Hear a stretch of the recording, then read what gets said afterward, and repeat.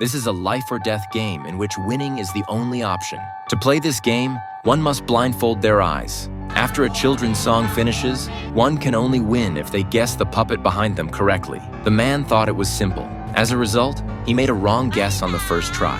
He wanted to have another go, but he was hit on the head by the puppet. Then he kept kowtowing to the puppet, and it didn't end until his head was bleeding profusely. Moments later, the puppet picked the woman. The woman was loath to participate, but when she heard that if she didn't participate, she would be executed directly, she had no choice but to agree. However, when the children's song wrapped up, she missed the answering time limit. The puppet blasted out a red light once more. She was then compelled to perform a split. Amid excruciating pain, the puppet pulled one of her feet forward forcefully, while the other foot was pulled backward with great strength. The woman was on the verge of being torn in half alive.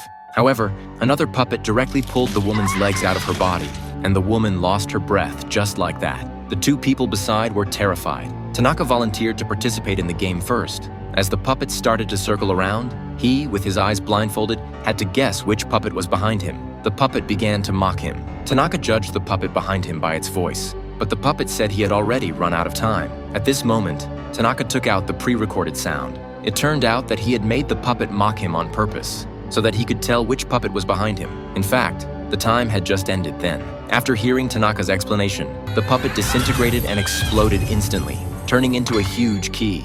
Tanaka and Lisa had just walked out of the room with the key when a man came running towards them. There was also a puppet chasing after him. This was a player without a partner. If he got caught by the puppet, he would be forced to play the game. The three of them quickly held hands and pretended to be friends. Only in this way could they successfully fool the puppet. When they came to another room, they saw a huge face on which there were 7 keyholes. After waiting for a while, 7 survivors and 7 keys appeared. When everyone inserted their keys, a dark passage emerged.